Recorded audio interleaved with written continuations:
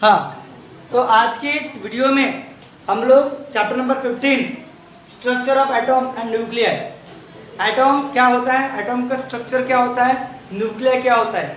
ठीक है, एटॉम के अंदर न्यूक्लियर होता है। मैटर कैसे बना है, पार्टिकल से मतलब बना है। जो इंडिविजिबल पार्टिकल है, इनडिस्ट्रक्टिबल पार्टिकल है, उसको हम क्या बोलते हैं, एटॉम बोलते हैं। तो उस एटॉम का स्ट्रक्चर और एटॉम के अंदर जो होते हैं न्यूक्लियर, उस न्यूक्लियर का भी हमको स्ट्रक्चर हम लोगों को देखना है। ठीक है, तो स्ट्रक्चर ऑफ एटम स्टार्ट करने के पहले बहुत इंटरेस्टिंग चैप्टर है, बहुत मजेदार चैप्टर है। एटम क्या होता है, एटम की हिस्ट्री, सब चीजें इस चैप्टर में हम लोग क्या करने वाले हैं, कवर करने वाले हैं। तो चलो ज्यादा समय ना गवाते हुए अपन स्टार्ट करते हैं स्ट्रक्चर ऑफ एटम।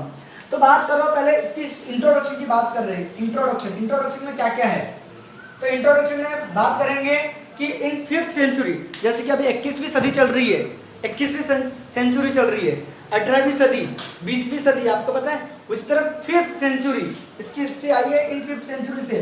तो इन 5th सेंचुरी, इन 5th क्या बोला मैंने, सेंचुरी, एक था ग्रीक फिलोसोफर ल्यूसिपस। क्या बोला मैंने, ग्रीक फिलोसोफर, ग्रीक फिलोसोफर, उसका नाम था Leucippus, LEUCIPP, Leucippus and Democritus. Greek philosophers थे, एक थे ल्यूसिपस और एक थे डेमोक्रेटस, नाम तो सुने ही होंगे। एंड डेमोक्रेटस इन्होंने प्रपोज किए। ओके, मतलब इन 5th सेंचुरी, मतलब 5वीं सदी में, इन 5th सेंचुरी कौन, ग्रीक फिलोसोफर ल्यूसिपस और कौन बोला मैंने, डेमोक्रेटस प्रपोज दैट, इन्होंने प्रपोज दैट क्या बताए कि जो मैटर होता है, मैटर कैसे बना है, तो इंडिविजिबल पार्टिकल से बना है। मैटर कैसे बना है, इंडिस्ट्रक्टिबल इंडिविजिबल पार्टिकल्स, और उस इंडिविजिबल पार्टिकल को क्या बोलते हैं, एटॉम बोलते हैं। पता ना, दुनिया में हमारे आजू बाजू में जो चीज भी दिख रही है आप लोगों को, वो क्या है, मैटर है। और मैटर कैसे बना है, छोटे छोटे पार्टिकल से बना है, और ऐसा पार्टिकल जो हमारे आंखों से भी नहीं दिखता, इंडिविजिबल, जैसे कि ये मार्कर है।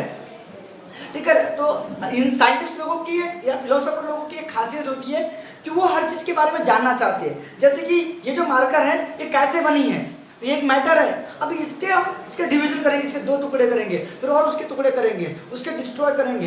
तो उन्होंने एक ऐसा एक छोटा सा पार्टिकल मिला जिसको हम मतलब डिवाइड नहीं कर सकते, मतलब इंडिविजिबल, और वो छोटे से पार्टिकल को हम क्या बोलते हैं, एटॉम बोलते हैं। तो ऐसा किसने बताया, ग्रीक फिलोसोफर ल्यूसिपस और डेमोक्रेटस प्रपोज दैट कि मैटर जो है, मैटर इज मेड बाय, कैसे बना है, made by, matter was made by कैसे, इंडिविजिबल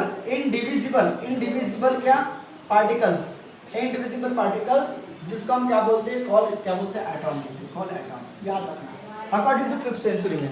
तो 5th सेंचुरी में बस ग्रीक फिलोसोफर ल्यूसिपस और डेमोक्रेटस ने बनाया कि मैटर कैसे बना है, तो छोटे से पार्टिकल से बना है, इंडिविजिबल पार्टिकल से बना है, मेड बाय इंडिविजिबल पार्टिकल, जिसको अपन क्या बोलते हैं, एटॉम बोलते हैं। बस इतनी सी बातें उन्होंने बताई। फिर इसके बारे में और साइंटिस्ट लोगों ने डिस्कवरी की। ठीक है, उसके बाद में आया John Dalton in early of 19th century, in early of क्या बोला मैंने, 19th सेंचुरी, 19 क्या बोला मैंने, सेंचुरी। कौन आया, जॉन डाल्टन,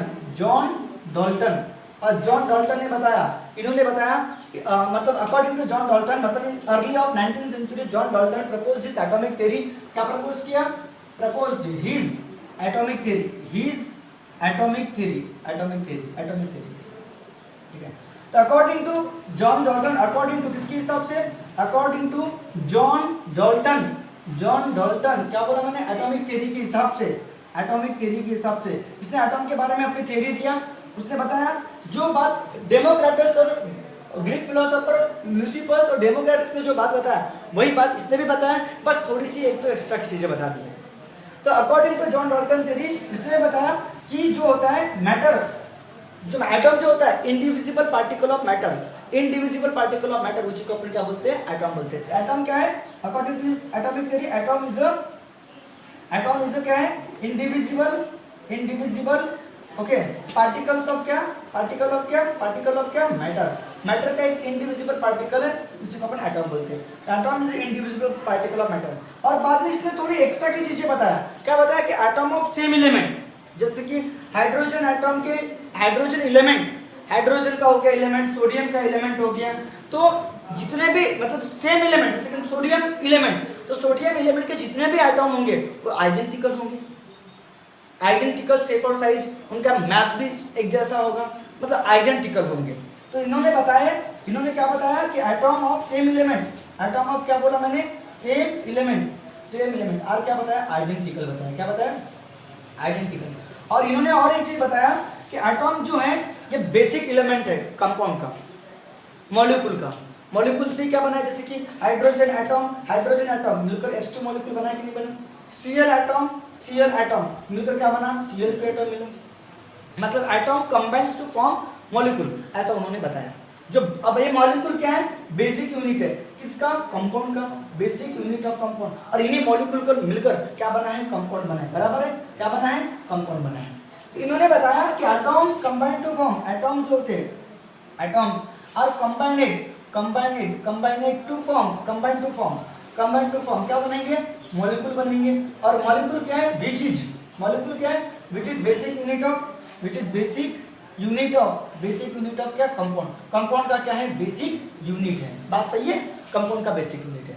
तो ये बताया मैंने आपको, बताया 5th सेंचुरी में क्या हुआ, तो ग्रीक फिलोसोफर कौन, लुसिफस और डेमोक्रिटस ने बताया कि बस मैटर कैसे बना है, तो इंडिविजुअल पार्टिकल्स, जिसको अपन क्या बोलते हैं, एटॉम बोलते हैं, बस इतनी ही बात बताया, एटॉम के बारे में ज्यादा चीजें उन्होंने नहीं बताया। फिर आए कौन, इन अर्ली ऑफ 19th सेंचुरी, बोले तो 18th सेंचुरी में पकड़ लो, तो in early of 19th century John Dalton ने प्रपोज किया, क्या प्रपोज किया आपने, एटॉमिक थियरी आएगी, एटॉमिक क्या बोला मैंने, थियरी। और according to John Dalton atomic theory के हिसाब से एटॉम क्या है, इंडिविजुअल पार्टिकल, मैटर का एक छोटा सा इंडिविजुअल पार्टिकल, जिसको हम क्या बोलते हैं, एटॉम बोलते हैं। और इसने और एक थोड़ी सी चीज बताया कि एटॉम ऑफ सेम एलिमेंट्स के जो एटॉम होते हैं आर आइडेंटिकल, कैसे होते हैं, आइडेंटिकल होते हैं। एटॉम्स कंबाइन जब होंगे तो क्या बनेगा, मॉलिक्यूल बनेगा, जो बेसिक यूनिट है किसका, कंपाउंड का। चलो इसका अच्छा से स्क्रीनशॉट ले लो, हम आगे बढ़ते हैं फिर। हाँ, अब बता रहा हूँ कि जे थॉमसन, नाम तो सुनिए, वो जे थॉमसन जिन्होंने इलेक्ट्रॉन की डिस्कवरी की थी बेटा, जे थॉमसन ने इलेक्ट्रॉन की डिस्कवरी की थी, ठीक है। तो जे थॉमसन इन 1903, कब की बात है, 1903, 1903 की बात, 1903 की बात है। इन 1903 जे थॉमसन क्या बोला मैंने, J Thomson propose his atomic model, propose किया बेटा अपना, क्या प्रपोज्ड हिज एटॉमिक मॉडल, ठीक है। तो जे थॉमसन ने प्रपोज किया अपना एटॉमिक मॉडल, अकॉर्डिंग टू किसके हिसाब से, according to J Thomson atomic model, J Thomson के एटॉमिक मॉडल के हिसाब से, ठीक है। पहला पॉइंट कि एटॉम जो होता है according to J Thomson atomic model के हिसाब से, एटॉम जो है पॉजिटिवली चार्ज स्फीयर है।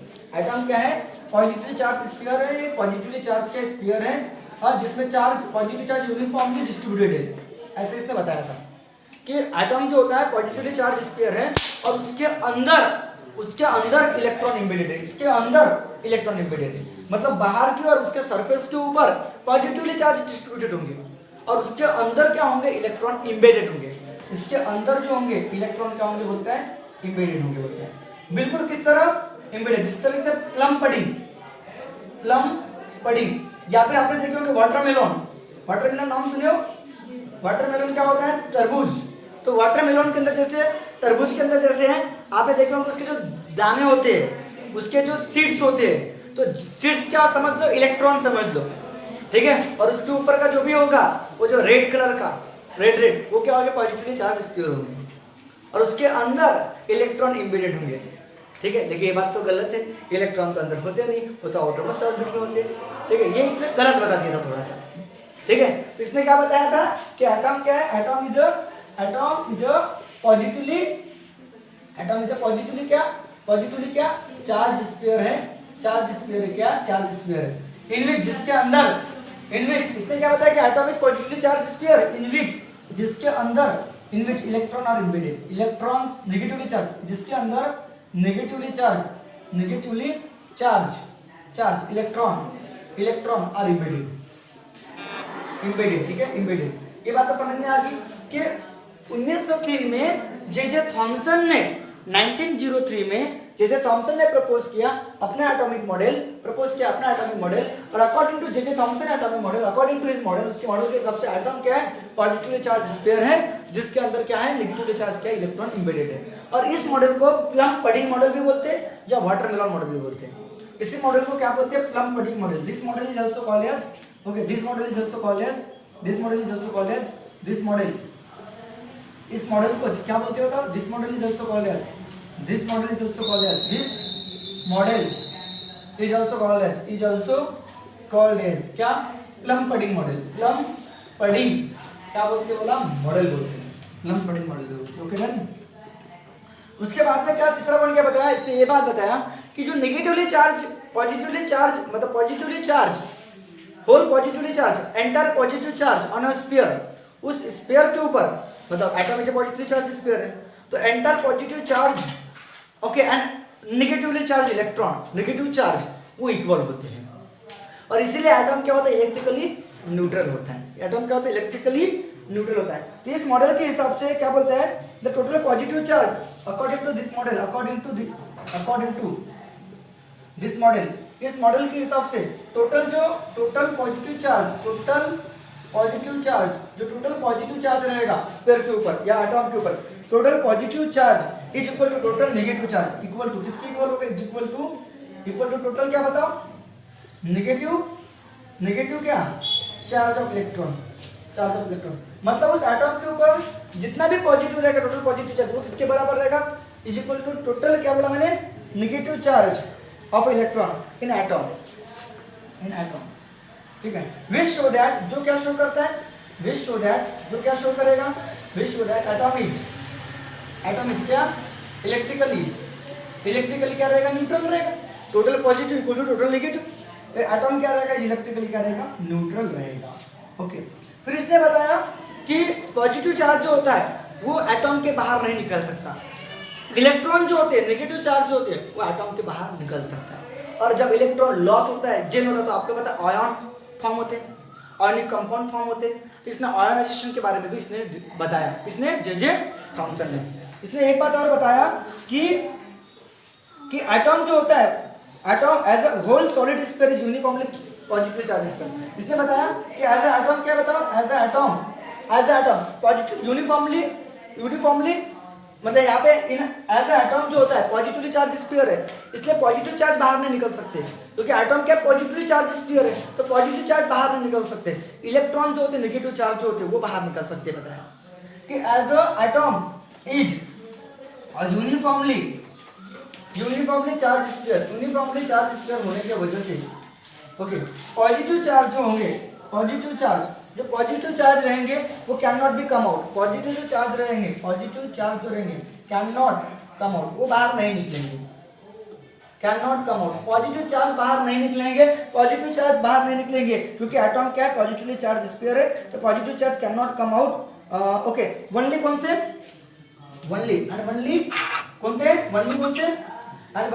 Charge, only negatively charge electron, only negatively charge electron बाहर निकलेंगे, okay. Negatively charge electron which are, जो कैसे होते हैं, which are small and can, और वो बाहर निकल सकते हैं, एंड कैन कम आउट, वो बाहर निकल सकते हैं, कम आउट वनली। तो ये एक्सप्लेन करता है आयनाइजेशन के बारे में, ठीक है। यही this model also explain formation of, this explain करता है किसके बारे में, तो यही आपको पता, इलेक्ट्रॉन बाहर निकलेंगे तो आयन फॉर्म होगा, आयनाइजेशन फॉर्म होगा। तो ये मॉडल आयनाइजेशन के बारे में और आयन और आयनिक कंपाउंड के फॉर्मेशन के बारे में एक्सप्लेन करते हैं। तो दिस मॉडल एक्सप्लेन, अभी यहाँ पे जगह नहीं है, इसका स्क्रीनशॉट ले लो, फिर आगे देखते हैं।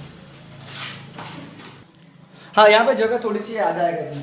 तो दिस मॉडल ये मॉडल एक्सप्लेन करता है किसके बारे में, this model explain formation of ion, क्या बोला मैंने, आयन एंड आयनिक कंपाउंड्स के फॉर्मेशन के बारे में भी एक्सप्लेन करते हैं।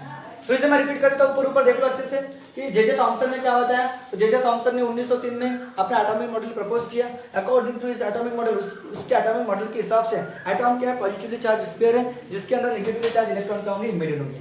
इस मॉडल को प्लम-पडिंग मॉडल भी बोलते हैं, प्लम-पडिंग। और यहाँ पे total according to this model, इस मॉडल के हिसाब से टोटल पॉजिटिव चार्ज और total negative charge of electron in atom कैसे होते हैं, इक्वल होते हैं। जो टोटल पॉजिटिव चार्ज किसके बराबर होते हैं, total negative charge of electron in atom. इसलिए एटॉम कैसा होता है, इलेक्ट्रिकली क्या होता है, न्यूट्रल होता है। तो this show that atom is electrically neutral. और एटॉम कैसा होता है, यूनिफॉर्मली चार्ज स्फीयर है। एटॉम इज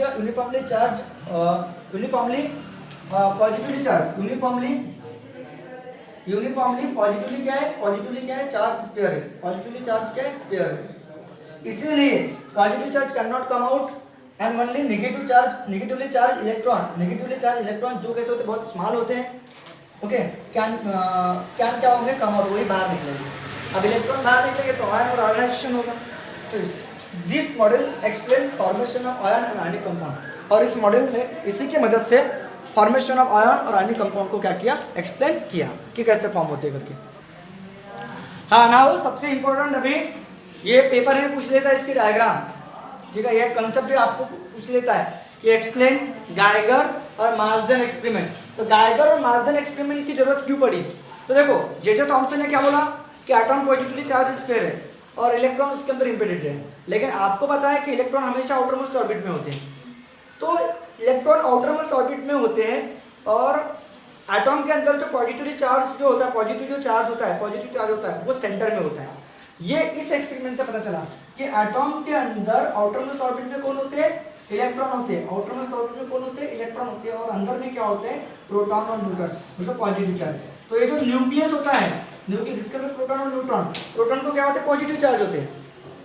इसलिए एटॉम पूरा पॉजिटिव चार्ज स्फीयर नहीं है। एटॉम के अंदर जो न्यूक्लियस होता है वो पॉजिटिव चार्ज होता है, उसमें पॉजिटिव चार्ज होते हैं। ये बात इस गाइगर और मार्सदेन के एक्सपेरिमेंट से पता चली।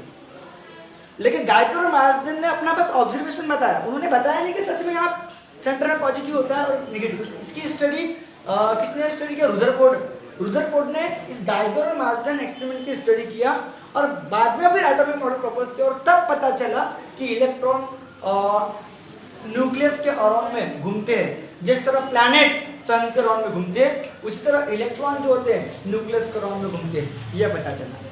अब गाइगर और मार्सदेन के एक्सपेरिमेंट में क्या होता है, तो इन दिस एक्सपेरिमेंट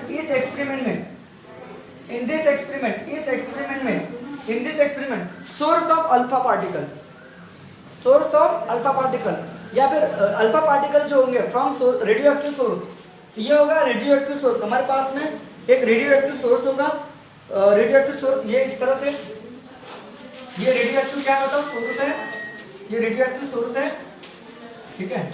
इस रेडियो एक्टिव सोर्स से ध्यान देना अच्छे से, बिल्कुल इस रेडियो एक्टिव सोर्स से हमने क्या निकाले, ये सोर्स रेडियो एक्टिव सोर्स है, रेडियो एक्टिव क्या सोर्स, ठीक है। इससे अल्फा पार्टिकल निकलेंगे, यह अल्फा पार्टिकल, यह अल्फा पार्टिकल, यह अल्फा पार्टिकल।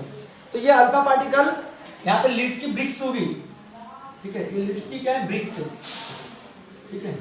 लीड्स की क्या है, ब्रिक है, ठीक है।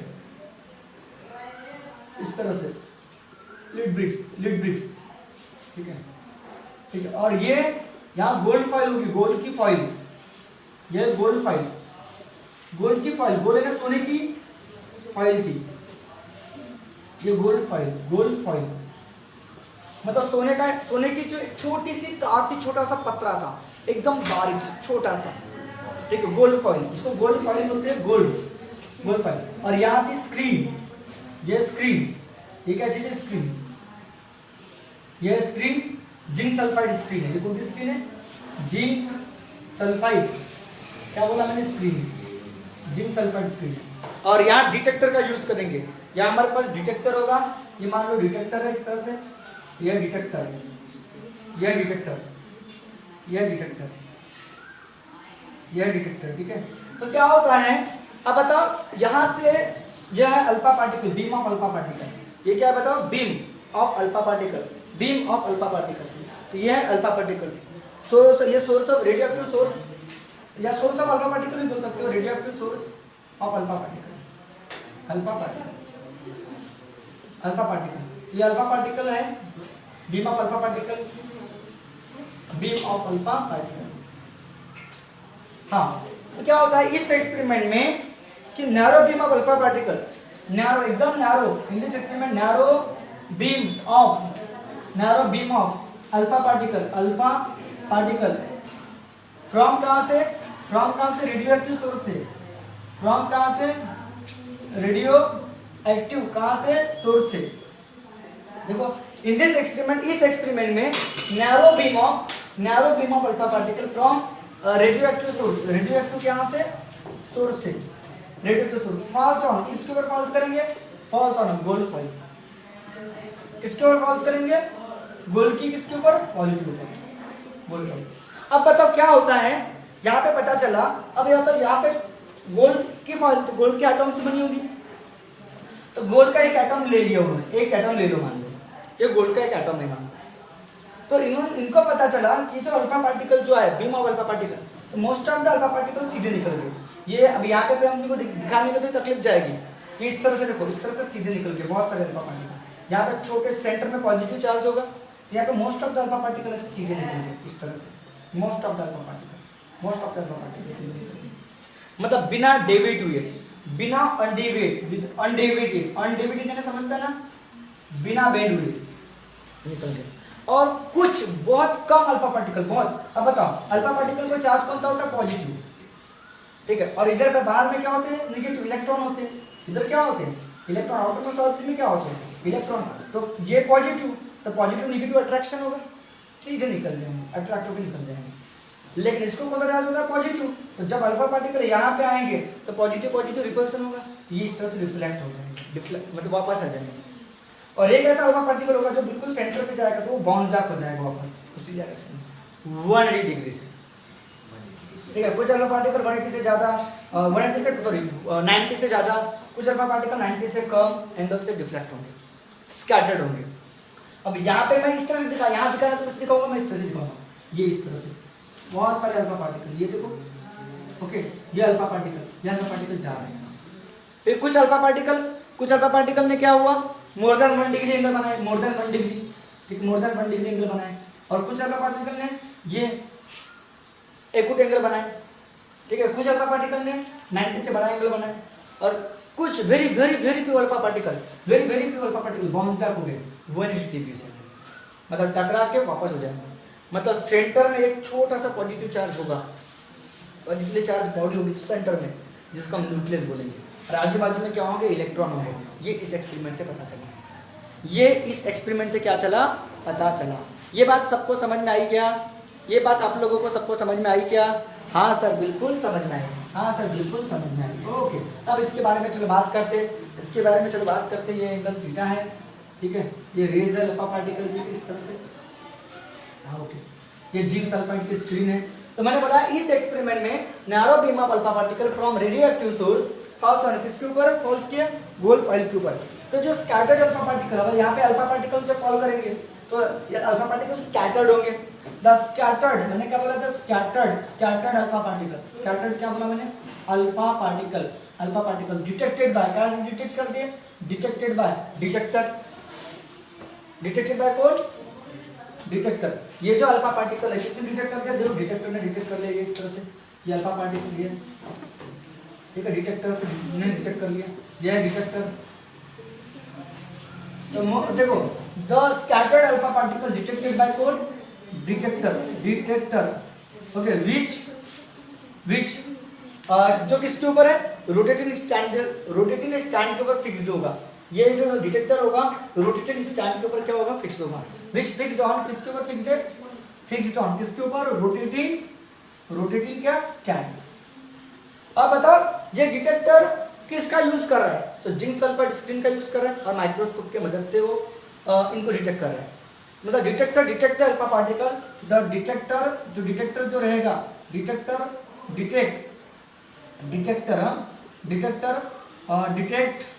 द स्कैटर्ड अल्फा पार्टिकल, क्या बोला मैंने, अल्फा पार्टिकल किसके मदद से, particle with the help of zinc sulphide screen, with the help of zinc क्या बोला मैंने?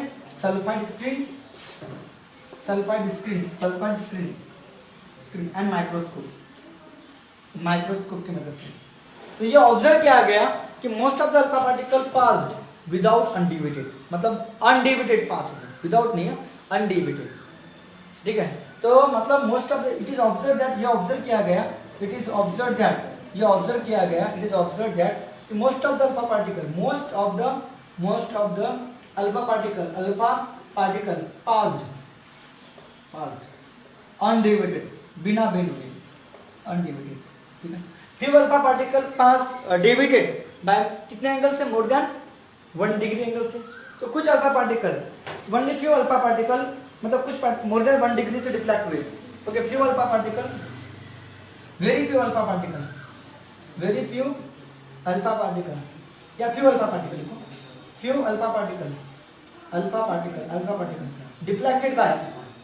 डिफ्लेक्टेड बाय मोर देन कितना डिग्री से बेटा? मोर देन कितना? 1 डिग्री से। और very few alpha particle, very few alpha particle deflected by more than 90 degree, more than देखो 90 दिख रहा है, मोर देन 90 डिग्री से। Okay, and very few alpha particle, और बहुत कम अल्फा पार्टिकल, वेरी क्या? फ्यू, बहुत कम, बहुत alpha particle are bounce back, देखो बाउंस बैक होगी, आर बाउंस बैक, वापस आ गए, बाउंस बैक बाय कितने डिग्री से? बाय 180 डिग्री से। बस आपको इतना लिखना है, डायग्राम प्रॉपर बनाना है और ये थ्योरी आपको प्रॉपर लिखना है। तो इसने मतलब ऑब्जर्वेशन बताया, गाइकर और माइथन एक्सपेरिमेंट ने बस ऑब्जर्वेशन बताया। फिर इस ऑब्जर्वेशन की स्टडी किसने किया? रुदरफोर्ड ने, और उसने अपना एक एटॉमिक मॉडल डेवलप किया। उसके बारे में भी अपन आगे देखेंगे। पहले बात तो समझ में आ गई होगी कि गाइगर और मार्जन के एक्सपेरिमेंट में क्या क्या है। तो गाइगर के और मार्जन के एक्सपेरिमेंट में कि अल्फा पार्टिकल जो होंगे, क्या बोला मैंने? इन this experiment narrow beam of alpha particle from radioactive source falls on किसके ऊपर? गोल्डफेल्ड के ऊपर। तो scattered alpha particle detected by detector, जो फिक्स्ड है किसके ऊपर? रोटेटिंग स्टैंड के ऊपर। डिटेक्टर डिटेक्ट करता है स्कैटर्ड अल्फा पार्टिकल को, इसकी मदद से जो जिंक सल्फाइड स्क्रीन और इसके अंदर माइक्रोस्कोप होगा उसकी मदद से, बराबर है। फिर ये ऑब्जर्व किया गया कि most of the alpha particle pass undeviated, okay, few alpha particle deflected by more than 1 degree angle, and very few alpha particle deflected by more than 90 degree, and very few alpha particle bounce back by कितने degree से? 180 degree से। चलो इसका screenshot ले लो अच्छे से, ठीक है। देखो एक्शन, ठीक है। नाउ रुदरफोर्ड एटॉमिक मॉडल, बात करेंगे रुदरफोर्ड एटॉमिक मॉडल की। किसकी बात करेंगे? रुदरफोर्ड एटॉमिक मॉडल की। तो रुदरफोर्ड एटॉमिक मॉडल क्या बोलता है? On the basis of observation made by Geiger और मार्जन एक्सपेरिमेंट। तो on the basis of observation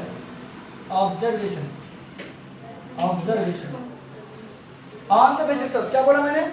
observation made by Geiger और मार्जन एक्सपेरिमेंट, ठीक है। गाइगर एंड मार्जन एक्सपेरिमेंट, ठीक है। Rutherford develop his atomic model. Rutherford ने प्रपोज किया, Rutherford propose his atomic model, अपना atomic model, his atomic model. According to Rutherford atomic model, according to Rutherford के हिसाब से, रुदरफोर्ड एटॉमिक मॉडल, रुदरफोर्ड के atomic model के हिसाब से, ध्यान दो, रुदरफोर्ड एटॉमिक मॉडल के हिसाब से पहला पॉइंट ध्यान दो अच्छे से कि एटॉम जो होता है, किसने बताया? क्या इसने गाइगर और मार्जन के एक्सपेरिमेंट को ऑब्जर्व किया। तो गाइगर और मार्जन के एक्सपेरिमेंट में आप लोगों को पता है, गाइगर और मार्जन के एक्सपेरिमेंट आप लोगों को पता है, वह गोल्ड की फॉइल होती है। ये गोल्ड के फॉइल के अंदर एटॉम इस तरह से होंगे, इस तरह से। ये गोल्ड के फॉइल के एटॉम है, ये गोल्ड के फॉइल के क्या बताओ? एटॉम है, इस तरह से। तो इन्होंने इसको पता चला कि ये हो गया सेंटर, ये हो गया एटॉम का क्या? सेंटर। तो अल्फा रे आई को सीधी निकल गई है भाई, ये अल्फा रेज को सीधी निकल गई, ठीक है। और जो इससे टकराई वो कुछ एंगल से इस तरह से इधर डिफ्लेक्ट होगी, और ये इधर अगर टकराई इधर डिफ्लेक्ट होगी, और जो बिल्कुल उसके हेड से टकराई वो वापस हो गई, जो टकराई ये गई, ये ऐसी हो गई, ये सीधी निकल गई, ये ऐसे, ये सीधी निकल गई, ठीक है। इससे पता चला कि atom consist positively charge centre, क्योंकि अल्फा पार्टिकल का पॉजिटिव चार्ज, इसको भी पॉजिटिव चार्ज सेंटर रिफ्लेक्ट होते हैं, बाउंड है। मतलब एटॉम के काम में सेंटर को बोलते हैं कोर। तो atom consist positively charge core, positively charge centre, जिसको न्यूक्लियस बोलेंगे, जिसको इसने क्या नाम दे दिया, न्यूक्लियस। तो according to Rutherford atomic model, पहला पॉइंट क्या बनेगा, द एटॉम हैज टाइनी का मतलब बहुत छोटा, टाइनी पॉजिटिवली चार्ज, टाइनी का मतलब बहुत छोटा, पॉजिटिवली चार्ज क्या, सेंटर को बोलते हैं कोर, इसी को कोर बोल सकते हैं, पॉजिटिवली चार्ज कोर, जिसको क्या बोलते हैं, कॉल न्यूक्लियस।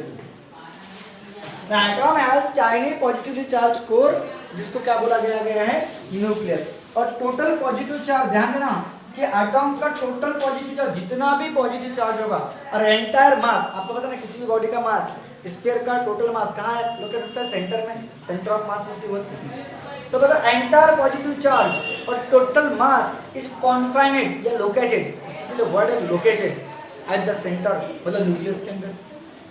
मतलब क्या बताऊंगा मैं, क्या बोलूंगा, the total positive charge and entire mass, the total क्या बोला मैंने, positive charge, total positive charge and entire mass, और पूरा का पूरा मास बोला, एंड एंटायर पूरा का पूरा मास, एंटायर मास। तो टोटल पॉजिटिव चार्ज और पूरा एंटायर क्या बोला मैंने, मास, आर कॉन्फाइनेड का मतलब लोकेटेड, इसको दूसरा वर्ड लिख सकते हो, लोकेटेड एट द न्यूक्लियस के अंदर। Okay done. Total positive charge और एंटायर मास, ओके, आर कॉन्फाइनेड, कॉन्फाइनेड का मतलब लोकेटेड, ओके, एंटायर मास किसका रहेगा, एंटायर मास किसका, तो एटॉम का, are confined at the nucleus. अब बताओ नेगेटिवली चार्ज जो इलेक्ट्रॉन होते हैं, negatively charge electron revolves around the nucleus, around the क्या, nucleus, as a planet revolves around the sun. जिस तरह प्लैनेट सन के अराउंड में रिवॉल्व होते हैं, उस तरह नेगेटिवली चार्ज इलेक्ट्रॉन क्या होते हैं, रिवॉल्व होते हैं। The nucleus, okay, the negatively charge, मैं क्या बोल रहा हूँ, नेगेटिवली चार्ज इलेक्ट्रॉन, इस रुदरफोर्ड एटॉमिक मॉडल के हिसाब से negatively charge electron, okay, revolves, इसने बताया revolves around the nucleus, around the क्या बोला, nucleus as a planet revolves क्या अराउंड द क्या, सन, अराउंड द सन। ये भी पॉइंट सबको समझ में आ गया, अराउंड द सन। और चौथा पॉइंट इसने क्या बताया, ये बताया कि टोटल नेगेटिव चार्ज इलेक्ट्रॉन का और टोटल पॉजिटिव चार्ज न्यूक्लियस के अंदर का, दोनों कैसा होता, इक्वल होता है। इसलिए एटॉम कैसा होता है, इलेक्ट्रिकली क्या होता है, न्यूट्रल होता है। ये भी बात बताया। तो इसने क्या बताया कि टोटल क्या बोला मैंने, total positive charge of nucleus is equal to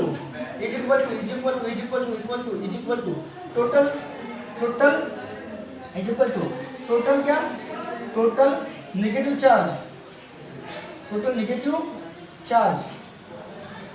charge of क्या, इलेक्ट्रॉन। इससे बताया total positive charge of nucleus is equal to total negative charge of क्या, electrons, negative charge of all electrons, ठीक है। हेंस इसीलिए क्या होता है, हेंस एटॉमिक्स कैसा होता है, इलेक्ट्रिकली क्या होता है, न्यूट्रल होता है। ये बात समझ में आई सबको, न्यूट्रल होता है। और लास्ट पॉइंट क्या देखो, सेकंड लास्ट क्या बताया कि टोटल नंबर ऑफ प्रोटॉन और टोटल नंबर ऑफ क्या, इलेक्ट्रॉन्स कैसे होते हैं, इक्वल होते हैं। तो टोटल नंबर ऑफ क्या बोला मैंने, प्रोटॉन, तीन इसी में कवर हो गया। तो टोटल पॉजिटिव चार्ज न्यूक्लियस के ऊपर equal total negative charge of electron. हाँ, तो ये बताया कि एटॉम का जो साइज होता है, बाबा ध्यान देना अच्छे से, एटॉम का size 1 lakh times greater than atom of nucleus. मतलब न्यूक्लियस जो एटॉम के अंदर जो न्यूक्लियस होता है उसका साइज बहुत छोटा होता है। मतलब एटॉम का साइज 1 लाख टाइम बड़ा, मतलब न्यूक्लियस का साइज 1 लाख टाइम क्या होगा, छोटा होगा। किससे, एटॉम से। न्यूक्लियस का जो साइज होगा, the size of nucleus, the size of nucleus, the size of nucleus, size of nucleus is 10 का power -15 metre. Size of nucleus is 10 का पावर -15 मीटर। जो न्यूक्लियस का जो साइज होता है 10 का power -15 metre, that is 1 lakh times, 1 lakh times छोटा होता है, दैट इज अबाउट 1 के ऊपर कितने जीरो आएंगे? 5, 1 lakh times smaller than size of क्या बताओ? साइज ऑफ क्या? एटॉम। तो इसको लिख लो। ये इतनी सारी चीजें किसने बताया? रुदरफोर्ड ने बताया। हाँ, ये रुदरफोर्ड होना चाहिए था, जल्दी जल्दी में हो गया। रुदरफोर्ड है, रुदरफोर्ड एटॉमिक मॉडल है, ठीक है। और एक बात बताओ कि साइज ऑफ न्यूक्लियस, देखो न्यूक्लियस का साइज 10 का पावर -15 मीटर होता है, मतलब about 1 lakh times smaller than size of atom. मतलब एटॉम का साइज बहुत ज्यादा होगा, न्यूक्लियस का साइज बहुत छोटा होगा, मतलब एटॉम के अंदर बहुत सारी स्पेस खाली होगी। इसका मतलब atom has a vacant space, most of the space is vacant. इसका मतलब क्या हुआ? 10 का मतलब Manu 10, most of the space, most of the space, most of the space, most of the space, space in atom वो क्या होगी? वैकेंट होगी। वैकेंट का मतलब खाली होगी, होगी क्या नहीं होगी? तो इतने सारी चीजें किसने बताया? रुदरफोर्ड ने बताया। रुदरफोर्ड ने क्या बताया कि रुदरफोर्ड ने अपना मॉडल किसके बेसिस पे डेवलप किया? तो रुदरफोर्ड ने अपना एटॉमिक मॉडल प्रपोज किया किसके बेसिस पे? एक्सपेरिमेंट के बेसिस पे। किसके एक्सपेरिमेंट के बेसिस पे? गाइगर और मैल्थन के एक्सपेरिमेंट के बेसिस पे अपना एटॉमिक मॉडल क्या किया? प्रपोज किया। According to Rutherford atomic model के हिसाब से कि एटॉम हैज अ, एटॉम के पास में क्या है? एटॉम के अंदर क्या है? तो एक पॉजिटिवली चार्ज क्या है? सेंटर है, कोर है, जिसको क्या बोलते हैं? न्यूक्लियस बोलते हैं। और टोटल पॉजिटिव चार्ज न्यूक्लियस का, सॉरी एटॉम का टोटल पॉजिटिव चार्ज और पूरा एंटायर मास एटॉम का कहाँ लोकेटेड है? न्यूक्लियस के अंदर क्या है? लोकेटेड है। फिर मैंने बात की इलेक्ट्रॉन की बात किया कि इलेक्ट्रॉन किसके अराउंड में घूमते हैं? न्यूक्लियस के अराउंड में घूमते हैं, बिल्कुल किस तरह? एज ए प्लैनेट घूमते हैं सन के अराउंड में। फिर मैंने बताया कि टोटल पॉजिटिव चार्ज न्यूक्लियस का, total positive charge of nucleus is equal to total negative charge of all electrons. इसीलिए एटॉम कैसा होता है? इलेक्ट्रिकली क्या होता है? न्यूट्रल होता है। और साइज ऑफ न्यूक्लियस, न्यूक्लियस का साइज होता है वो 10 का पावर -15 मीटर होता है।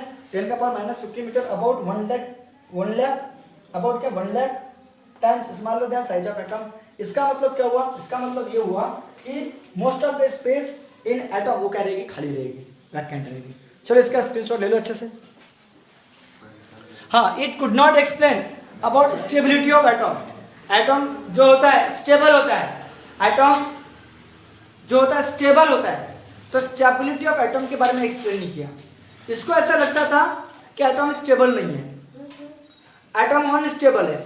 अब ये अनस्टेबल स्टेबल क्या होता है? तो देखो कि इसको ऐसा लग रहा था कि जो चीज आपको पता है, जो भी चीज मोशन में होती है वो अपनी एनर्जी लॉस करती है। जो भी चीज मोशन में होती है, एक्सेलरेटेड जब आता है किसी बॉडी में, तो अपनी एनर्जी लॉस करती है, गेन करती है। तो देखो इसमें जो एटॉम होते हैं, एटॉम के अंदर इलेक्ट्रॉन हमेशा मोशन में होते हैं। इलेक्ट्रॉन कहाँ में होते हैं? मोशन में होते हैं। मतलब जिस ऑर्बिट में वो घूम रहे हैं, उस ऑर्बिट में वो इलेक्ट्रॉन मोशन में होते हैं। इलेक्ट्रॉन मोशन में होने की वजह से वो अपनी एनर्जी लॉस करते हैं, और एनर्जी लॉस करने की वजह से उनकी जो रेडियस होती है, जिस ऑर्बिट में घूम रहे हैं, वो रेडियस डिक्रीज होती है। डिक्रीज होती है मतलब वो स्पाइरल पाथ में घूमती है, स्पाइरल पाथ में, और कुछ देर के बाद में वो न्यूक्लियस के अंदर गिर जाते हैं। लेकिन ये बात तो गलत है। इलेक्ट्रॉन की जो एनर्जी होती है वो कांस्टेंट होती है। जिस ऑर्बिट में घूमता है उस ऑर्बिट के लिए उसकी एनर्जी क्या होती है? कांस्टेंट। मतलब उसकी एनर्जी लॉस नहीं होती, मतलब रेडियस डिक्रीज भी नहीं होती जिस ऑर्बिट में वो घूमता है। तो इसका मतलब एटॉम कैसा होता है? स्टेबल होता है। लेकिन इसने स्टेबिलिटी के बारे में एक्सप्लेन नहीं किया। ये किसने एक्सप्लेन किया? बोहर्ट ने एक्सप्लेन किया।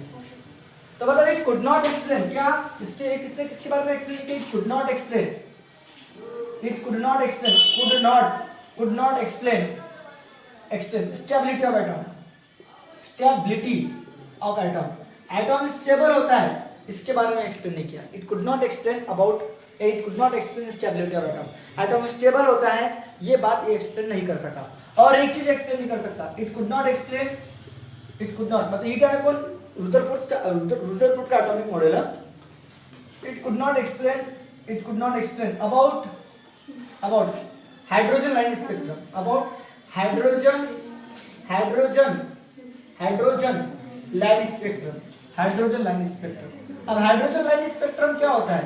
ये लाइन स्पेक्ट्रम यानी क्या होता है पता है क्या? जब इलेक्ट्रॉन जंप करता है एक ऑर्बिट से दूसरे ऑर्बिट में तो वो अपनी एनर्जी लॉस करता है। देखो इलेक्ट्रॉन एनर्जी लॉस कब करेगा? जिस ऑर्बिट में घूम रहा है उस ऑर्बिट में घूम रहा है तो वो अपनी एनर्जी लॉस नहीं करेगा। जब इलेक्ट्रॉन एक ऑर्बिट से दूसरे ऑर्बिट में जंप करेगा, हायर एनर्जी ऑर्बिट से लोअर एनर्जी ऑर्बिट में जंप करेगा, तो हायर एनर्जी ऑर्बिट से लोअर एनर्जी ऑर्बिट में एडजस्ट होने के लिए वो अपनी कुछ एनर्जी लॉस करेगा। किसके फॉर्म में लॉस करेगा? तो लाइट के फॉर्म में लॉस करेगा। तो लाइट में तो अलग अलग कलर की लाइट होगी, तो combination of colour, different colour के लाइट के कॉम्बिनेशन को हम स्पेक्ट्रम बोलते हैं। तो हाइड्रोजन लाइट स्पेक्ट्रम के बारे में मतलब इलेक्ट्रॉन जब जंप करेगा एक ऑर्बिट से दूसरे ऑर्बिट में तो अपनी एनर्जी लॉस करेगा लाइट के फॉर्म में, वहाँ पे लाइन स्पेक्ट्रम बनेगी, उसके बारे में एक्सप्लेन नहीं किया इसने। तो ये एक्सप्लेन वो बोर्स के मॉडल में हाइड्रोजन लाइन स्पेक्ट्रम के बारे में हम आगे में डिटेल में पढ़ेंगे। ये सब बोर्स ने बताया, रुदरफोर्ड ने नहीं बताया। हाइड्रोजन लाइन स्पेक्ट्रम के बारे में इसने नहीं बताया, रुदरफोर्ड ने नहीं बताया। एक बात याद रखना, आप लोगों को याद होगा कि जब किसी मेटल को या किसी एटम्स को हम गर्म करते हैं, हीट देते हैं, तो वहां का इलेक्ट्रॉन एक्साइटेड हो जाता है। एक्साइटेड हो जाता है तो वहां से वो निकलता है। ठीक है, आपने देखे होंगे फोटो इलेक्ट्रिक इफेक्ट, जब सन की लाइट किसी मेटल सरफेस के ऊपर गिरती है तो वहां से इलेक्ट्रॉन निकलते हैं। ठीक है, और उसमें वो तो बात की मैटर है कि इलेक्ट्रिक करंट वगैरह दुनिया भर का, लेकिन एक बात याद रखना कि जिस किसी भी चीज को हम हीट करते हैं तो वो रेडिएशन इमिट करता है। कोई भी मेटल सरफेस रेडिएशन इमिट करता है। अगर उस रेडिएशन को प्रिज्म में आप ऑब्जर्व करोगे तो आपको अलग अलग कलर की लाइट दिखेगी। उस कलर कॉम्बिनेशन को हम एटॉमिक स्पेक्ट्रा बोलते हैं। एटॉमिक स्पेक्ट्रा, उसके बारे में हम डिटेल में आगे बढ़ेंगे। बस अभी आप लोग फिलहाल के लिए याद रखो कि drawback of Rutherford atomic model क्या है। It could not explain about stability of atom, it could not explain about hydrogen line spectrum. Hydrogen line spectrum के बारे में इसने एक्सप्लेन नहीं किया। चलो इसका स्क्रीनशॉट ले लो अच्छे से। हाँ, ये कुड होना चाहिए, ठीक है, खोल लो, ठीक है, इट कुड नॉट एक्सप्लेन। अभी बात करेंगे बोहर्स एटॉमिक मॉडल की बात करेंगे। किसकी बात करेंगे? Bohr's atomic model. और बोहर्स बाबा ने अपना जो एटॉमिक मॉडल है 3 पोस्टुलेट में बताया, पोस्टुलेट 1, पोस्टुलेट 2 और पोस्टुलेट 3।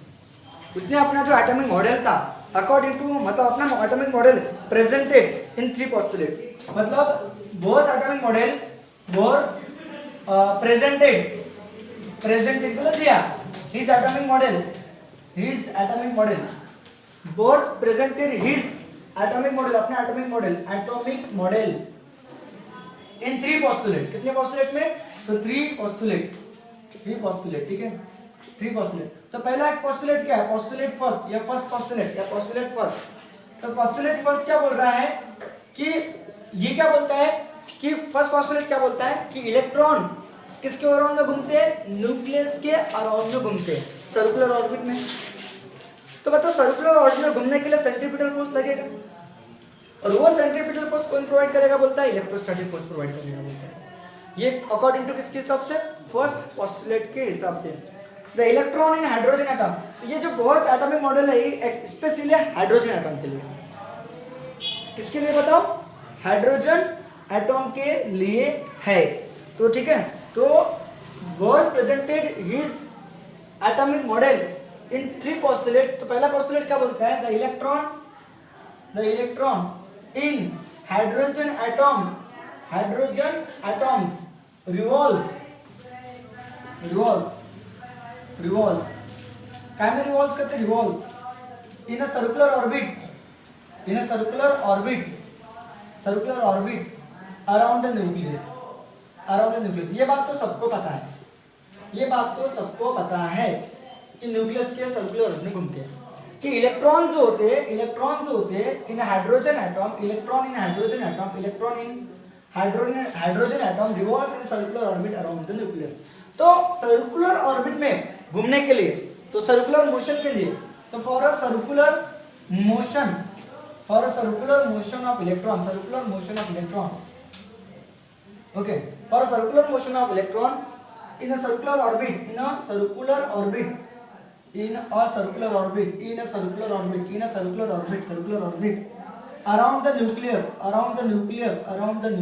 around the nucleus, ठीक है। तो for a circular motion of electron in a circular orbit around the nucleus, the centripetal force, कौन सा फोर्स लगेगा? centripetal force is necessary। Centripetal force क्या रहेगा? जरूरी रहेगा, necessary. Which is provided by, जो कौन प्रोवाइड करेगा, विच इज प्रोवाइडेड बाय कौन, इलेक्ट्रोस्टैटिक फोर्स, इलेक्ट्रोस्टैटिक क्या force between nucleus and electron. तो electrostatic force between electrostatic force between positively charge nucleus and negatively charge electron, and negatively क्या charge electron, okay done, charge electron. Okay, ये बात तो समझ में आ गई, पहला पोस्टुलेट समझ में आ गया सब लोगों को कि 3 पोस्टुलेट ने बताया कि electron in hydrogen atom revolves in a circular orbit around the क्या nucleus, और for circular motion of electron in a circular orbit around the nucleus centripetal force is necessary which provided by electrostatic force between positively charge nucleus and negatively charge electron. ये आपको पता है कि ये nucleus हो गया और इसके सराउंडिंग में क्या होती है, इलेक्ट्रॉन होती है, ठीक है। ये न्यूक्लियस होगा और न्यूक्लियस बहुत छोटा होगा, जिसको पॉजिटिव चार्ज रहेगा पॉजिटिव नाम देंगे, और ये नेगेटिवली चार्ज इलेक्ट्रॉन हो गया, ये नेगेटिवली चार्ज क्या हो गया, इलेक्ट्रॉन हो गया, ये नेगेटिवली चार्ज इलेक्ट्रॉन हो गया, जो नेगेटिव चार्ज रहेगा इसको, ठीक है, बराबर बनाने दो, ठीक है।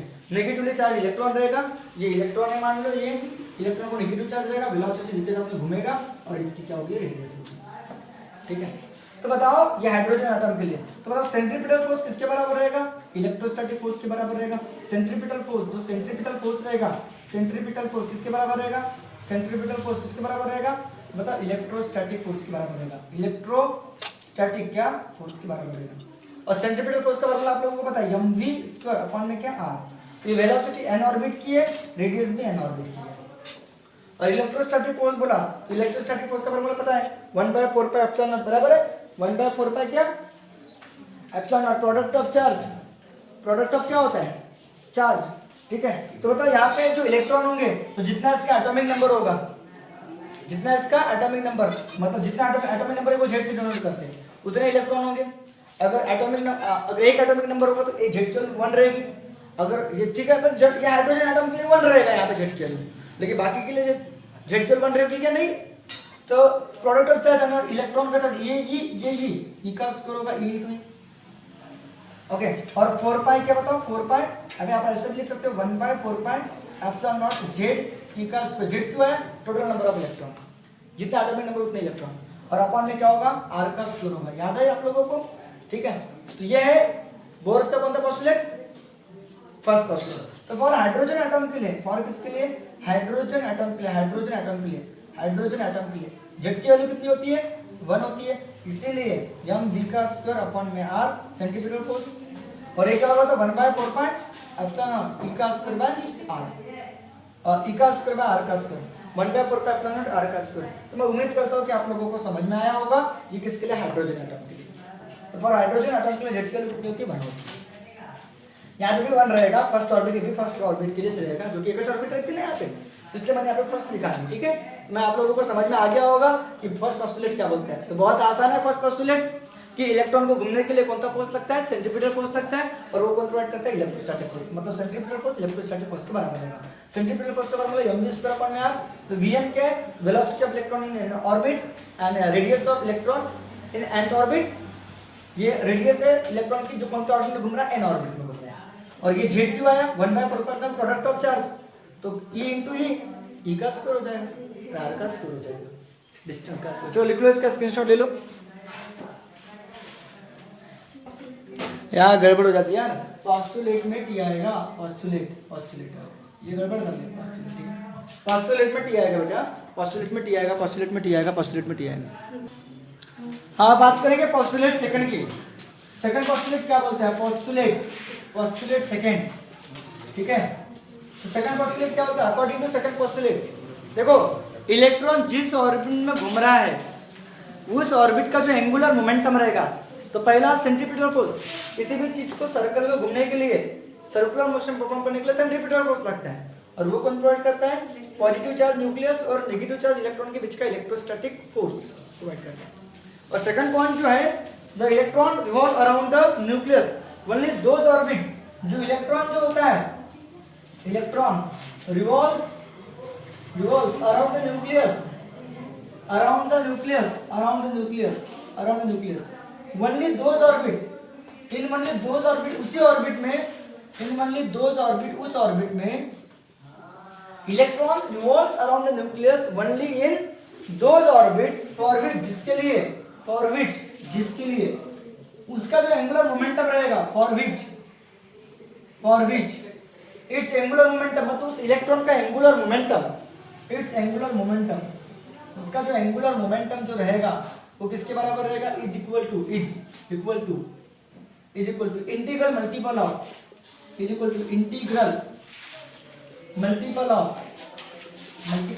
by 2 पाई ये याद रखना है आपको कि इलेक्ट्रॉन न्यूक्लियस के अराउंड में उसी ऑर्बिट में घूमेगा जिसके लिए उसका एंगुलर मोमेंटम जो रहेगा वो integral multiple of h by 2 पाई रहेगा और उस ऑर्बिट में घूमेगा ना तो उसके लिए उसकी एनर्जी जो रहेगी वो कैसे रहेगी फिक्स्ड रहेगी इसका मतलब वो स्टेबल होगा जो एक्सप्लेन करता है स्टेबिलिटी ऑफ एटम किसके बारे में बताओ stability of atomic okay structure के बारे में तो बताओ the energy of electron in this orbit उस ऑर्बिट में इन दिस ऑर्बिट इच कैसे रहेगी कांस्टेंट रहेगी जो एक्सप्लेन करती है which explain stable structure of क्या बोला एटम ये भी पॉइंट लिख देना और क्या बोला है उसने एंगुलर मोमेंटम बोले तो n इंटीग्रल मल्टीपल तो n h by क्या होता है 2 पाई वेयर n क्या है इंटीग्रल मल्टीपल जिसको प्रिंसिपल क्वांटम नंबर भी बोलते हैं या जिसको ऑर्बिट नंबर भी बोलते हैं पहले ऑर्बिट में घूमेगा n की वैल्यू 1 होगी दूसरे ऑर्बिट में घूमेगा तो n की वैल्यू कितनी होगी 2 होगी तो वेयर n क्या है is a principal quantum number क्या बोला मैंने प्रिंसिपल क्वांटम नंबर बोलते हैं या इसी को कौन सा नंबर बोलते हैं और ऑर्बिट नंबर भी बोलते हैं याद रहेगा और एंगुलर मोमेंटम का फार्मूला आपको पता है आई ओमेगा भी याद है एंगुलर मोमेंटम का फार्मूला आई ओमेगा का मतलब m आई का मतलब mr का स्क्वायर ओमेगा का मतलब v by r r से r कैंसिल याद है आप लोगों को क्या है v by r क्योंकि v का मतलब क्या होता है r ओमेगा तो ओमेगा का मतलब क्या होगा v by r तो r से r कैंसिल हो गया तो बचेगा कौन mvr तो ये फर्स्ट हो गया ये सेकंड हो गया तो फ्रॉम फर्स्ट एंड सेकंड आपको क्या पता चला ये पता चला कि एंगुलर मोमेंटम यानी आई ओमेगा यानी mvr और इक्वल टू क्या होगा integral multiple of h by 2 pi yes or no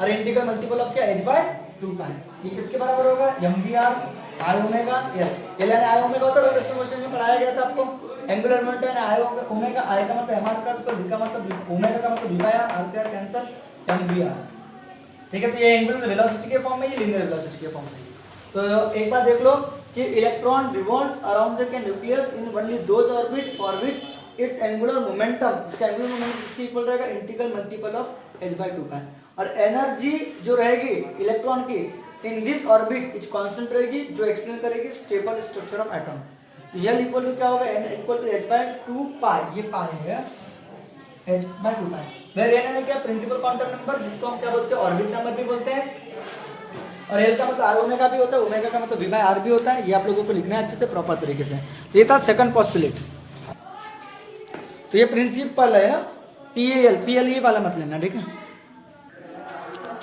तो पोस्टुलेट नंबर थर्ड क्या बोलता है कि जब इलेक्ट्रॉन जंप करता है देखो इसने वो हाइड्रोजन लाइन स्पेक्ट्रम के बारे में बात बताया था कि जब इलेक्ट्रॉन जंप करता है higher energy orbit to lower energy orbit when electron क्या करेगा व्हेन इलेक्ट्रॉन जंप करेगा फ्रॉम कहां से higher energy level higher energy orbit to lower energy orbit higher energy orbit to lower energy क्या orbit simple सी बात higher energy एक है ऑर्बिट जिसमें यहाँ पे हायर एनर्जी ऑर्बिट है लोअर एनर्जी तो लोअर एनर्जी ऑर्बिट में आने के लिए उसको अपनी एनर्जी क्या करना पड़ेगा लॉस करेगा तो किसके फॉर्म में लॉस करेगा एज ए लाइट के फॉर्म में रेडिएशन के फॉर्म में लॉस करेगा तो फिर से मैं रिपीट कर रहा हूँ कि जब इलेक्ट्रॉन जंप करता है from higher energy orbit to lower energy orbit then it radiate the energy then it क्या करेगा, रेडिएट मतलब लॉस करेगा the energy, radiate the energy in the form of, किसके फॉर्म में, इन द फॉर्म ऑफ क्या, radiation, in the form of light, in the form of photon, in the form of quanta, ठीक है, उसी को अपन क्या बोलते हैं, फोटोन, क्वांटा और फोटोन की फॉर्म, बराबर है। अरे बात समझ में आई क्या? तो बताओ एनर्जी क्या होगी, अगर बताओ अगर बताओ En energy of electron in higher energy orbit, En higher energy orbit है, and EP be the energy of electron in entire orbit and pitch क्या, lower orbit, then जो एनर्जी लॉस करेगा, तो एनर्जी जो लॉस करेगा तो क्या होगा, higher energy orbit minus lower energy वाली ऑर्बिट, मतलब इलेक्ट्रॉन जो हायर एनर्जी रहेगी ऑर्बिट में, हायर एनर्जी ऑर्बिट में जो एनर्जी रहेगी लोअर एनर्जी वाले ऑर्बिट से क्या करना पड़ेगा, माइनस करना पड़ेगा। तो ये जो रेडिएशन मतलब फोटोन के फॉर्म में एनर्जी लॉस कर रहा है, इसका फार्मूला क्या होगा, h nu, इसकी फ्रीक्वेंसी होगी, लाइट की एनर्जी किस पे डिपेंड होती है, फ्रीक्वेंसी पे डिपेंड होती है। तो ये n माइनस क्या होगा, ये फार्मूला आप लोगों को याद रखो, ये आप लोगों को फार्मूला याद रखना है। और इस तरह से आपके 3 पोस्टुलेट कंप्लीट हो गए। तो मैं अभी इस चैप्टर का इतनी सारी चीजें मैंने बता दी आपको कि एटॉम की डिस्कवरी, ठीक है, उसके जो एटॉमिक मॉडल थे, कौन सा जॉन डाल्टन के बाद में जे थॉमसन, फिर गैगर और मैथर के एक्सपेरिमेंट, रुदरफोर्ड एटॉमिक मॉडल और बोहर्स पोस्टुलेट, ठीक है। ये बोहर्स पोस्टुलेट यहाँ पे कंप्लीट हो गए। आगे का जो टॉपिक रहेगा वो हम आगे डिस्कस करेंगे। हाँ, इसके एडवांटेजेस क्या है, इसने सक्सेसफुली एक्सप्लेन किया स्टेबिलिटी ऑफ एटम के बारे में, इसने सक्सेसफुली एक्सप्लेन किया हाइड्रोजन लाइन स्पेक्ट्रम के बारे में। ये इसके क्या हो गए, एडवांटेजेस हो गए। एडवांटेजेस आप लोगों को लिखना है अच्छे से। इट सक्सेसफुली एक्सप्लेन, ये इट एक्सप्लेन क्या एक्सप्लेन किया, it explain the stability of atom, stable structure of atom, stable structure of क्या, एटम के बारे में इसने एक्सप्लेन कर दिया। इट एक्सप्लेन इसने एक्सप्लेन किसके बारे में किया, it explain the hydrogen line spectrum के बारे में, हाइड्रोजन लाइन स्पेक्ट्रम के बारे में, स्पेक्ट्रम के बारे में, ठीक है, स्पेक्ट्रम के बारे में, ठीक है। तो बाकी का हम नेक्स्ट वीडियो में देखेंगे। तब तक के लिए ओके बाय, टेक केयर।